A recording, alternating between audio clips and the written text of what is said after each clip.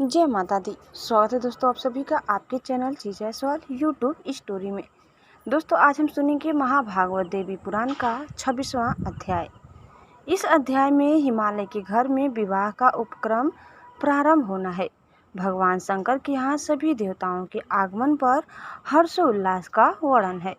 श्री महादेव जी बोले, मुनि श्रेष्ठ, उसके बाद गिरिराज हिमालय के नगर में संसार का आनंद वर्धन करने वाला पार्वती विवाह उत्सव प्रारंभ हो गया। महामते भेरी, मृदंग, ढोल, तुरही तथा गोमुख की ध्वनि से भूमि और प्रकाश का अंतराल पूर्ण रूप से गुंजायमान हो उठा। उस समय गंधर्वगण अत्यंत हर्षित होकर गा रहे थे और अप्सराएं चित्ताकर्षक नृत्य कर रही थी।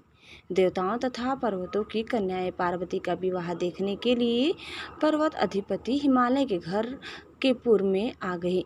मुनि श्रेष्ठ, गौरी के विवाह उत्सव में उन हिमालय ने अनेक प्रकार के वस्त्रों तथा अलंकारों आदि के द्वारा उन सभी कन्याओं को संतुष्ट किया।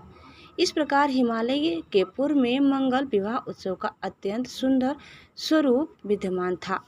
सुंदर गंध से युक्त वायु धीरे धीरे प्रवाहित होने लगी। उस अवसर पर सभी प्राणियों के मन में महती प्रसन्नता छा गई थी। सभी दिशाएं प्रकाश से भर गई और सारा संसार स्वस्थ हो गया। उस समय महेश्वर के पास जाने के लिए इंद्र ने भी समस्त देवताओं, गंधर्वों और किन्नरों के साथ प्रस्थान किया। ठीक इसी समय मुनि श्रेष्ठ शोभा संपन्न नारद जी ने रति से कहा कि महादेव और पार्वती का शुभ विवाह संपन्न हो रहा है। उसमें गंधर्वों, किन्नरों और नागों के साथ सभी देवता जा रहे हैं। तुम इस समय देवराज इंद्र के पास जाओ, विलंब मत करो।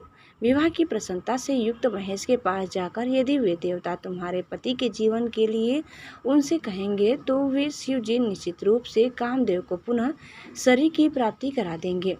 ऐसा कहकर वे नारद मुनि शीघ्रतापूर्वक महेश्वर के पास चले गए और इतर रति भी अपने पति के जीवन के लिए प्रयत्नशील हो गई।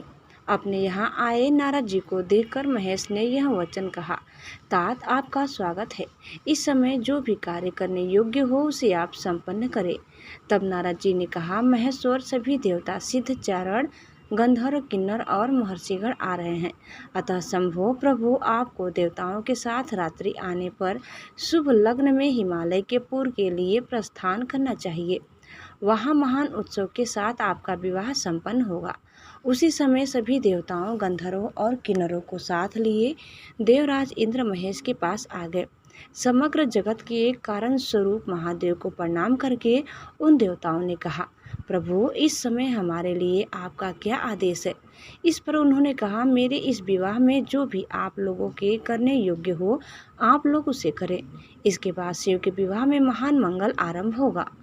देवराज इंद्र का मन प्रसन्नता से प्रफुल्लित था। शंभु के उस तपोवन में भेरी आदि बाजों की ध्वनि से सभी 10 दिशाओं गुंजित हो गई। मुनि श्रेष्ठ गंधर्व लोग मनोहर गान करने लगे, पुष्पों की वर्षा होने लगी और अप्सराएं नाचने लगी। मुनिवर देवाधिदेव शिव के तपोवन में वृक्षों की शाखाएं खिले हुए सुंदर पुष्प गुच्छों से झुक गई। उस वन में हजारों कोयल और भौरे मनोहर गान करने लगे और मलयान नील बहने लगा। तत्पश्चात लोक पितामह ब्रह्मा, महर्षि वशिष्ठ आदि अपने मानस पुत्रों के साथ वहां आ गए और भगवान विष्णु मांगलिक विवाह देखने के लिए सरस्वती तथा लक्ष्मी जी के साथ भगवान शिव के पास पहुंच गए। इस प्रकार आए हुए उन देवताओं को देखकर विश्वेश्वर शिव का हृदय प्रफुल्लित हो गया और उनका मुख कमल प्रसन्नता से खिल उठा। दोस्तों, इस प्रकार श्री महाभागवत महापुराण के अंतर्गत श्री महादेव नारद संवाद में शिव विवाह महोत्सव में देवता समागम नामक 26वां अध्याय पूर्ण हुआ। दोस्तों, आगे की कथा सुनने के लिए आप दूसरे वीडियो को अवश्य देखिए। दोस्तों, आप इस चैनल में नए हैं तो प्लीज़ लाइक, शेयर और सब्सक्राइब करना न भूलें। धन्यवाद। जय माता दी, जय माँ भवानी। ओम नमः शिवाय। हर हर महादेव।